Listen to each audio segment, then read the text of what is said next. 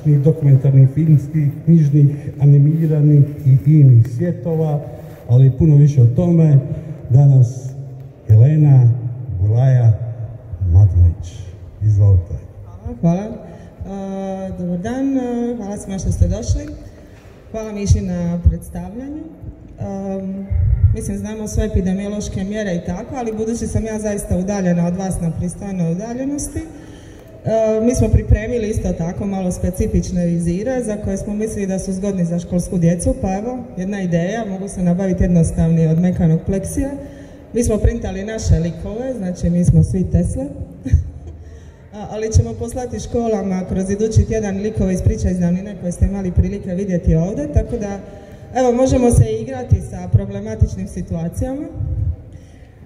A budući sam zaista udaljena od vas i budući se ipak bavim s Teslom koji je još prije 100 i nešto godina držao social distancing i nosio rukavice i čuvao se virusa, ja zaista kroz svoj život prakticiram jedan drugačiji način i osjećam se dosta sigurno i savjetujem svima da i u ovoj situaciji potraže inspiraciju kod Tesla. Ono na što sam pozvana danas da vam pričam je zapravo nastavak našeg rada koji je na neki način isto kroz ovih par mjeseci do ljeta nastao našim promišljanjem na koji način možemo kulturu, obrazovanje i umjetnost, prije svega jedan drugačiji način pogleda na svijet, vratiti među ljude, da ih ne izlažemo velikim stresnim situacijama. Znači, svi znamo da su nam okupljanja ograničena, ja sam oduševljena kad vas vidim uopće ovoliko na sajmu knjiga. Iz te jedne ideje rodila se još na temelju nekih drugih iskustava koje dugo godina stječemo, rodila se ideja o tome da bi u stvari mogli formirati nekakve privatne prostore na jedan suvremeni način koji su poprilično inspirirani Teslom, zapravo se naslanjaju na Teslin zadnji konceptualni patent, projektor iz glave. A što je to? Evo sad ću vam pokušati polako dočarati. Znači, svi znamo danas više manje šta je to 3D film, kako je to 4D kino. Znači, danas smo upoznati sa svim živim tehnologijama. Evo, dobili smo prije par godina masku za ronjenje kroz život i realnost. Sad ako stavimo i ovu na lice i ovu na usta, još malo pa će čovjek nestati. Znači, sve je krenulo sa 3D filmovima koji su naravno bili zanimljivi i tehnološki i estetski drugačiji. Onda smo išli na 4D kina, znate šta je 4D kino, to su senzorna kina, pa sad imate ne znam koje sve Full HD i tako dalje. I mi smo nekako baveći se ovim poslom već skoro 30 godina rastući uz tehnologiju i zapravo razvijajući na neki način kao pioniri tehnologije, mi smo odlučili kada je VR došao na scenu da to jednostavno nije nešto, jer mi smo prije svega humanisti i umjetnici, da to nije nešto u čemu mi želimo sudjelovati. Iako su naši svi radovi bili vrlo prijemčivi za tako jednu priču, mi smo se jednostavno izmakli i rekli smo da moramo tražiti svoj put. I na tom putu nam je pomogao, ako može sljedeći slajd.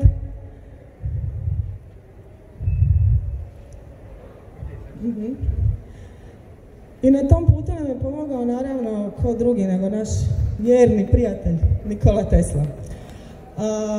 Stjecajem okolnosti zapravo kada se bavite pripovjedanjem, teme koje odabirate moraju u sebi imati jednu pripovjednu strukturu koju možda vi ne vidite na početku, ali se ona kasnije prostre ispred vas.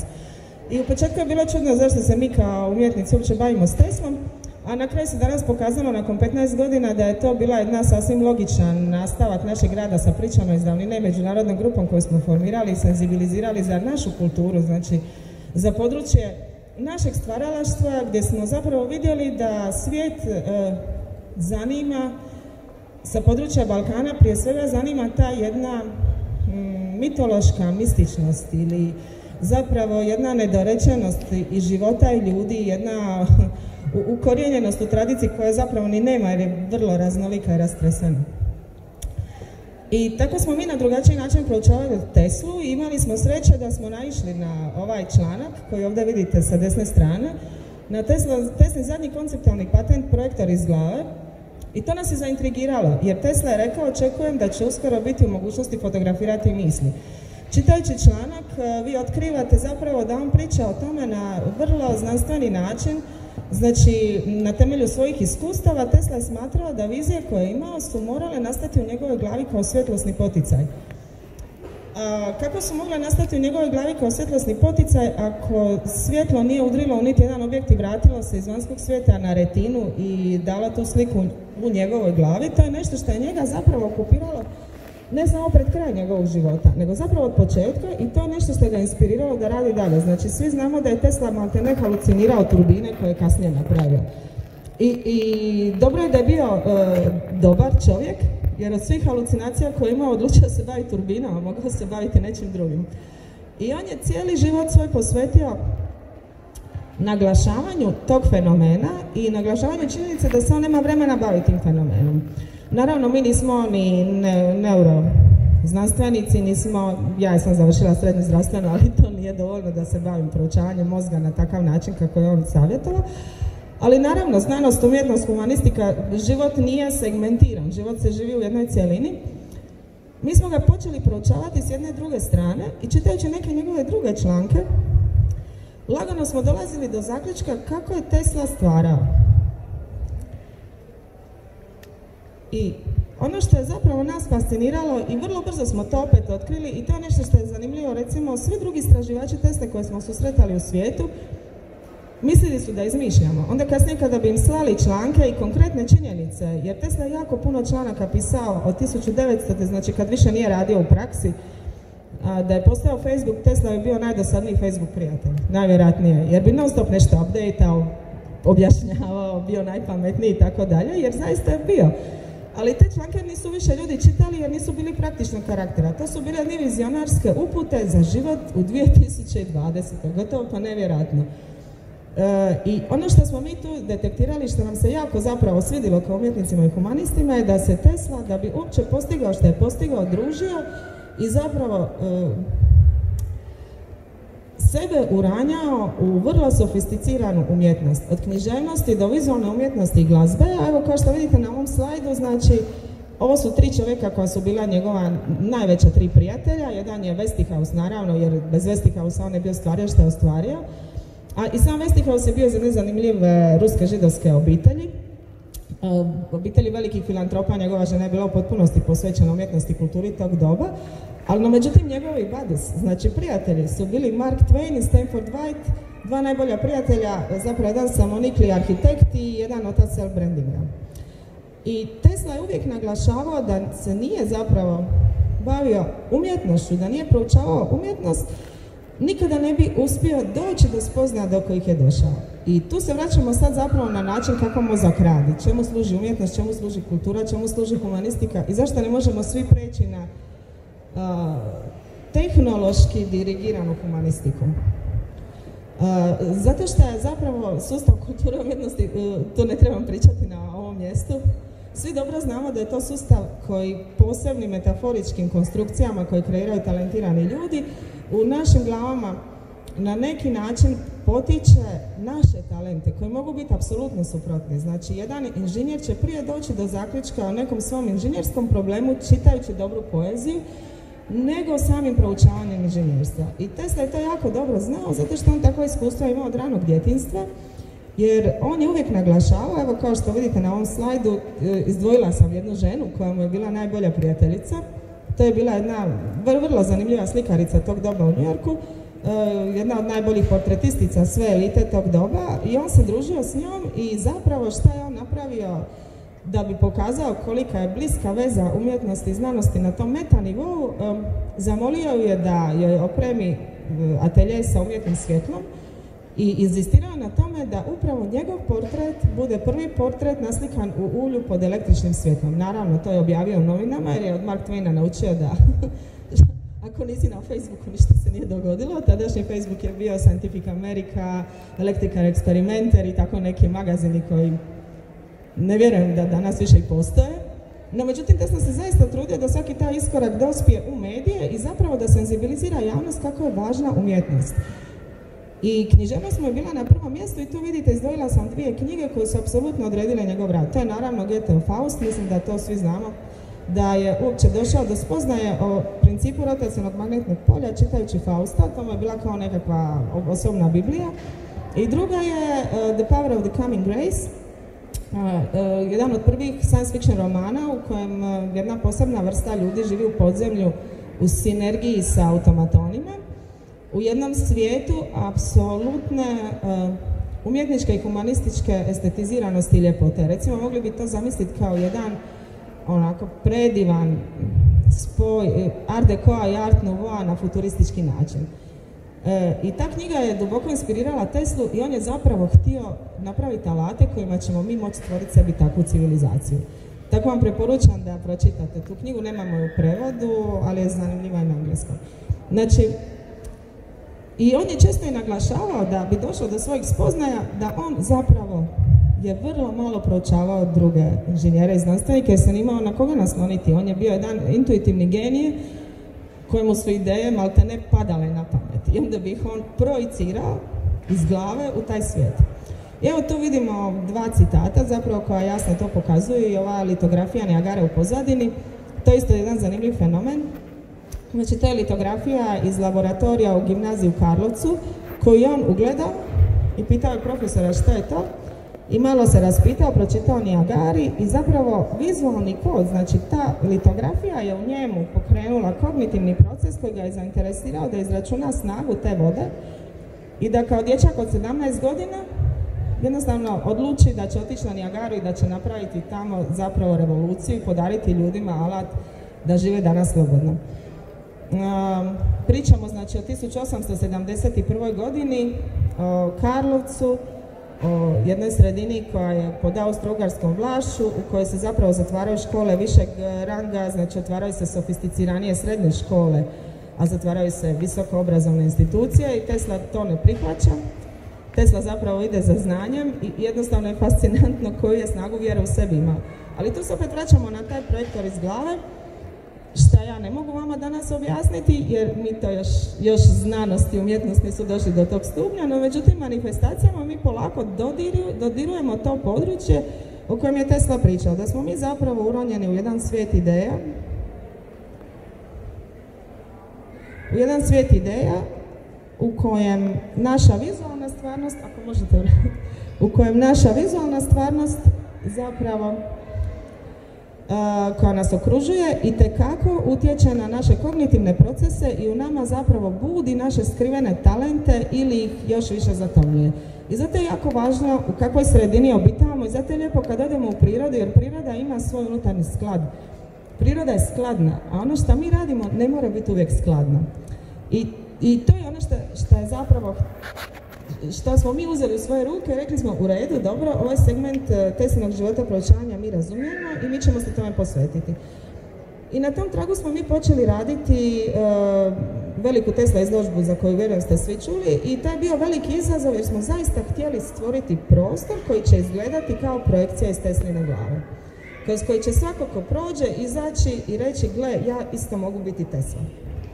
I mogu reći da smo uspjeli, evo tu vidite koje smo sve nagrade dobili, nismo očekivali, naravno, jer mislim u svijetu se danas radi jako puno imerzivnih izložbi, imate maltene po shopping mallovima danas situacija video mappinga, znači tehnološki gledano to je tehnologija koja je danas sve prisutna od zahoda do velike umjetnosti. No međutim, način na koji vi koristite tehnologiju, slike koje stvarate i priče koje pričate, one su jedinstvene.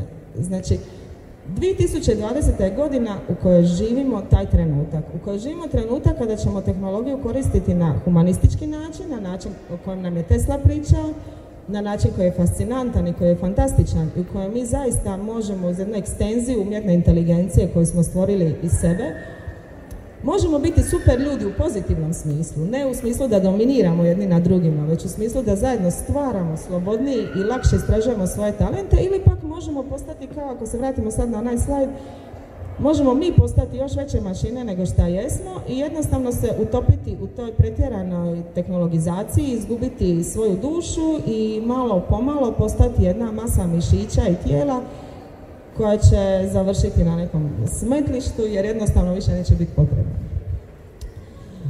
I mi smo odlučili da zapravo ova 2020. nas je jako motivirala i rekli smo dobro, u redu, moramo malo izaći iz svojih ugodnih i udobnih okvira, da radimo velike izložbe, da smo na neki način društveno distancirani od naše publike, da istražujemo, da zaista komuniciramo sa najvećim umovima svijeta i tako, i da mi s neke distance formiramo neku budućnost i umjetnost. Rekli smo pa dobro, više ne bi smjeli tako, trebali bi se vratiti u prostor iz kojeg smo iznikli i trebali bi ljudima ponuditi mogućnost da im u nekakvim okvirima koji si oni mogu priuštiti možemo njihove prostore, sobe, dnevne boravke, igraonice, učionice preurediti u takve multimedijalne prostore.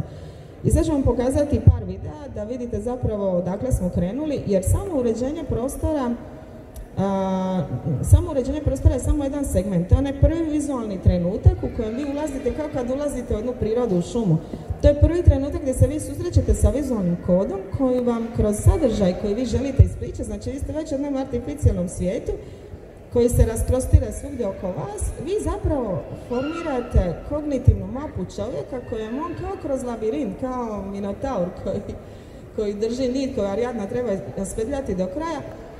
Kao taj minotaur, kao u tom labirintu vi zapravo tražite sebe, tražite ono u čemu vi možete biti najtalentiraniji. Vrlo često se desi, kaže, imamo to iskustvo Zagreba i Budimpešte u kojem su nam ljudi pričali i pisali, vrlo često se desi da čovjek jednostavno već nakon prva 2-3 sata provedena u takvom prostoru nekako izađe inspirirani.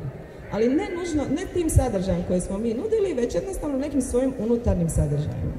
Pa bi sad ako možete pustiti prvi klip da vidite zapravo kako smo prvo uredili tu izložbu koja nas je vodila dalje isto na naručene projekte.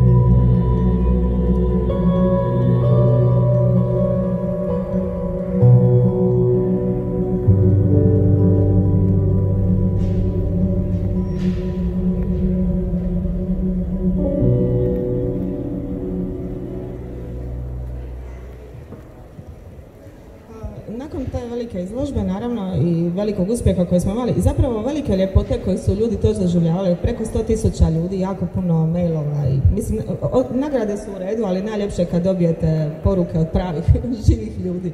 Onda znate da tu nema ničeg trećeg između vas i njih. Tako smo, 2019. nas je grad Slavonski Brod pozvao da im pomognemo njihov grad uklopiti u nešto slično što smo napravili s Teslom, ali sa našim pričama iz davnine.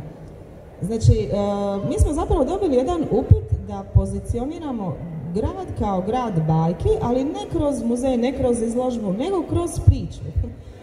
Kako smo to napravili? Znači, onda smo sjeli i razmišljali smo sa svojim suradnicama iz laboratorija zabave, jednim mladim bendom Balkalarom iz Zagreba i tako, jednom grupom kreativaca. Rekli smo, dobro, kako ćemo to napraviti? Ajmo provesti ljude kroz putovanje, kroz priče, i tako smo kreirali, znači, prvo kazalište u vlaku, prvo cjelodnevno kazalište sa grupom od 300 ljudi, vođeno u potpunosti. To je bio jedan ogroman eksperiment i mogli smo se svi doma vratiti, tako da se mi ne bi u istom vlaku vraćali sa publikom, jer kad provedete, znači, cijeli dan, grupa izvođača zapravo provodi cijeli dan sa jedno 300-tinjak ljudi, sa malom djecom, na putu u gradu u kojem nikad nisu bili, svi su puni predrasuda, to je bio veliki rizik, ali to je nešto što je zapravo u cijelu priču o važnosti priče, o važnosti humanih načela, o važnosti korištenja tehnologije u tu svrhu zapravo pokazalo da smo na dobrom putu, pa ću vam sad pokazati malo da vidite kako je i taj eksperiment izgledao. Ako može.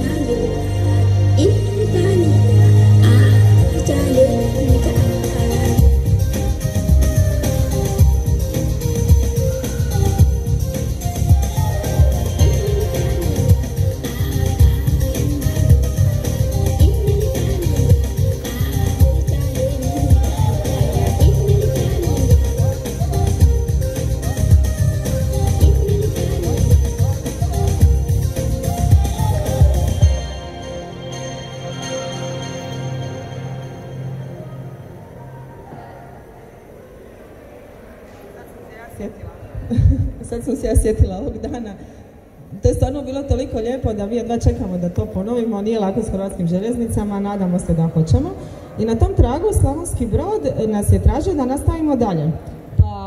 Pa su nas pozvali, onda smo im kreirali advent izdanina i za ovu godinu smo planirali zapravo cijeli grad pretvoriti u nešto što ćete sad vidjeti što smo započeli s adventom izdanina. Nažalost, ova situacija nas je zaustavila, ali nam je zato dala neke druge ideje i vjerujemo da ćemo brzo nastaviti, pa ako možete brojiti.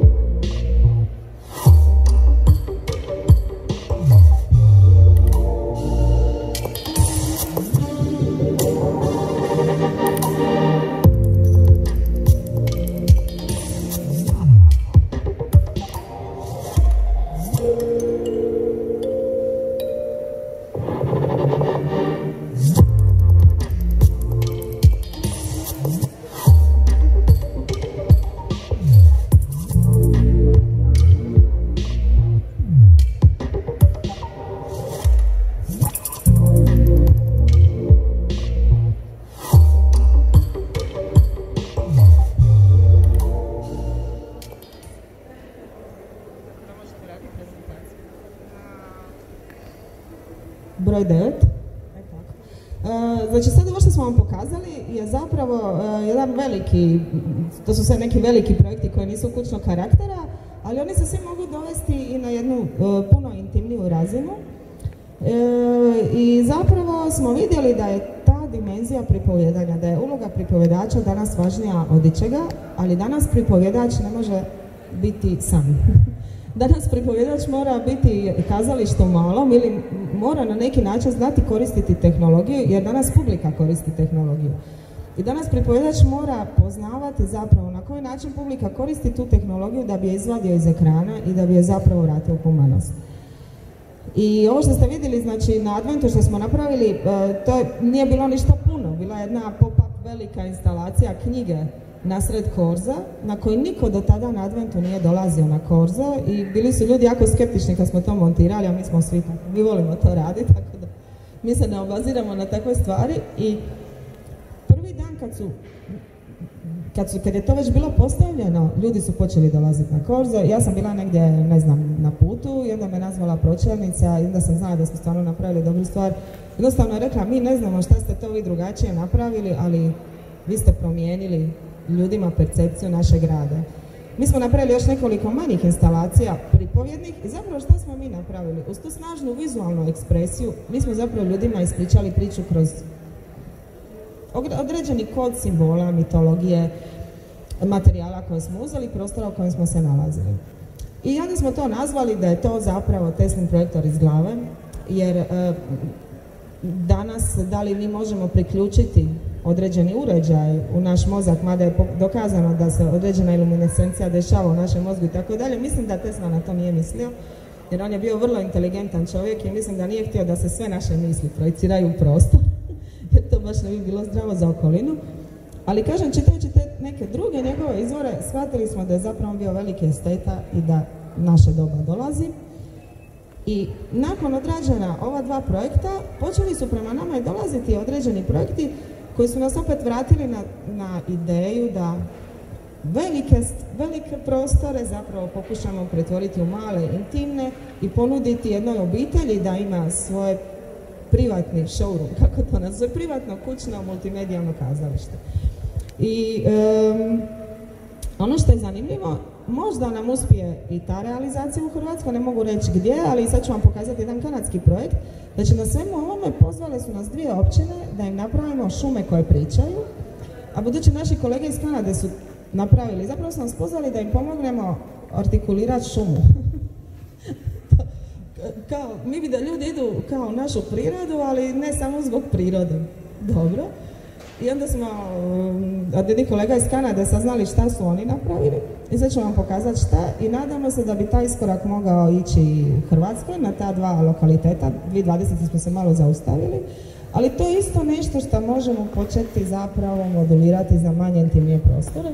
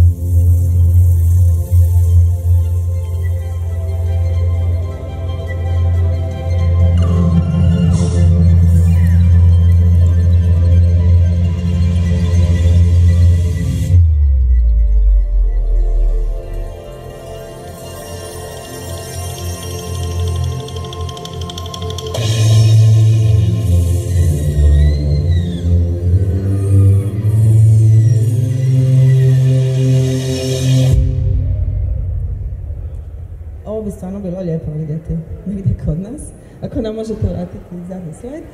Ali u stvari mi smo zapravo odlučili da se fokusiramo na mikroprostore, jer vjerujemo da se sve ovo veliko može staviti na mikro. Danas više manje doma svi imamo po nekoliko ekrana, nekoliko uređaja. Tehnologija je danas toliko sofisticirana da vi imate projektore ove veličine. Znači kada dođete u mikrosustav, ono što ja osobno jako danas volim je to što da bi ja tu neku svoju želju da stvaram priče koje su veće od nas samih, uvijek sam trebala imati neki veći prostor.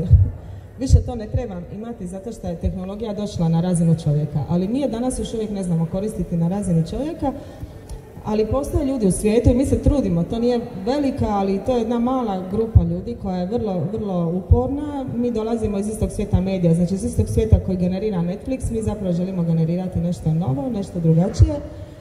Zato što znamo, imamo to iskustvo, znači bavimo se s tim, pratimo taj razvoj tehnologije i mislimo da u suradnji s ljudima, ne namećući im ništa, možemo tu tehnologiju polako provlačiti kroz njihove živote. Znači, evo, tu smo nekako pokušali istaknuti, danas je jako popularno isticati, a šta koju mi korist imamo iz toga. Znači svakako neko ko prođe bilo koji svijet koji smo do sada pokazali neće ostati zakinut za nijednu od ovih dimenzija. Ovisi koliko će vremena u tome provesti. Ako recimo imate svoju sobu ili recimo nekakva manja škola, manji vrtić se odluči određeni prostor prenamijeniti u tako nešto, to ne znači da ćete vi cijeli dan boraviti u prostoru intenzivne multimedije. To isto nije dobro, to nikako nije zdravo. Ali ćete ipak biti u jednom prostoru koji je izgrađen koji je prostorno moduliran prema priči. Znači jednom, moglo bi se reći, kao jednom izvorištu božanskog stvaranja u kojem vam je ta multimedija zapravo kao boje na kistu, u kojima vi onda zapravo bojate taj prostor. Danas smo znači povezani s internetom, to je jedan sadržaj koji se može, ovisno s kim radimo, koji se može online putem, znači vrlo jednostavno osvježavati, biti novi, može se uključiti suradnja između više ljudi koji su dislocirani, koji žele kreirati neku zajedničku priču. Znači to je jedan apsolutni projektor iz glave koji uključuje i materijalnu i nematerijalnu dimenziju ljudskog stvaralaštva. Da ne govorim sa 3D printerima danas, koji ih isto imate od cjenovno i kvalitetno, takve raspone, ali kada dođete na humanu razinu, jednostavno sve postaje danas dostupno. I šteta je ne igrati se s ovim alatima. Budući smo mi zaista na početku, ovo je nešto što kad me Mišo pozvao na ovu prezentaciju, mi smo bili u kristaliziranju ovih ideja, jer da biste se ovako nečim bavili, ja se nadam da sam vam uspjela dočarati čime se želimo baviti, kogod je zainteresiran može nam se javiti. Morate to sve strukturirati na nekom drugom nivou i bila sam malo tako nekako rezervirana, ali mislim da ova 2020. definitivno godina u kojoj svi koji osjećaju isto što i mi, će zapravo zajedno s nama nastaviti graditi jedan novi put, dok isto tako vidimo da neće situacija, nikad nismo svi bili isti, niti je dobro da svi budemo isti, jer ta raznolikost je ono što nas čini bogatima i ljudima, dok će pak jedna tehnologizacija društva, jedno promišljanje umjetne inteligencije kao da je to nešto izvan čovjeka, veće, vrijednije, važnije od čovjeka, i taj trend će se isto dalje nastaviti, on će imati svoju legitimnost i zanimljivost. Ali ne smijemo dozvoliti da ta velika tehnologizacija zapravo uguši humani aspekt u nama. Ja sam izdvojila još jedan klip za kraj koji bih vam htjela pokazati, koji donekle se pokazuje mogućnosti kad su djeca u takvom prostoru. Kolege iz Londona su zadnjih par godina primarno fokusirani na edukativne sadržaje i na djecu s posebnim potrebama, jer je ovo za njih fantazija. Ovo je za njih jedan prostor u kojem oni kao da u snu lebde, znači jednostavno strah u tom prostoru nestaje. Evo ako možemo pogledati zadnji klip.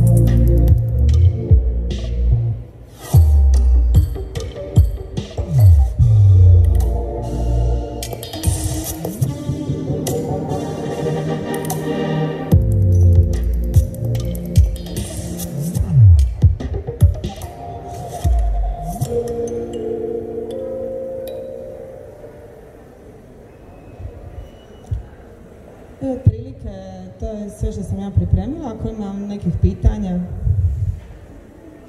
ako želite, ako nešto možda treba pojasniti, ne znam, slobodno me pitajte. Nadam se da je bilo malo zanimljivo, da vas je inspiriralo. Naravno, naš je izazov, ja sam znači i počela kao izdavač i ilustrator. Ja uvijek volim papir, to je područje mog najvećeg izazova, je bilo šta od papira, taktilno listati knjigu. Sama ta mehanika je već nešto što mi jako puno znači. Tako da unatoč tome što sve knjige imam na Kindlu i Gulaya naklada je najveći digitalizator u regionu. Ja jednostavno knjige čitam na ekranu, ali to ne smatram knjigom. Svaku tu knjigu imam i u objektnoj prisutnosti u svojoj kući. I ono što zapravo nas razlikuje od svih ovih drugih kolega koje smo do sad prikazali, što mi ipak dolazimo iz humanistike i mi ipak želimo zadržati tu taktilnost u prostoru i dio našeg rada će biti veliki u tome da radimo sa djecom i na zanatima, na kraftu vezanom uz papir, na pop-up knjigama. Znači, ono što je recimo dosta specifičan proces našeg rada je taj da bez obzira što mi proizvodimo, ideiramo i ne znam, jedan cijeli tim zapravo stvara jednu tu situaciju, mi je uvijek radimo u sinergiji i po potrebama onog ko će u tome ostati, jer je to ipak primarno. Koliko god volimo, moglo bi se reći, na neki način nametati, jer se mi igramo, mi želimo da naša kula bude najčvrša u tom pješčaniku. Uvijek nam je izazov i najbolje rezultate dobijemo kada se opustimo i kada se prepustimo isto tako željama i idejama, jer u tom procesu zajedničkog rada vam ljudi zapravo počnu ideirati i oni postanu kao male perlice u jednom predivnom mozaiku, stvarati jednu sliku koju niko nije mogao očekivati. I bilo bi nam baš drago da u Splitu isto nešto ovako zaživi uskoro. Hvala još jednom.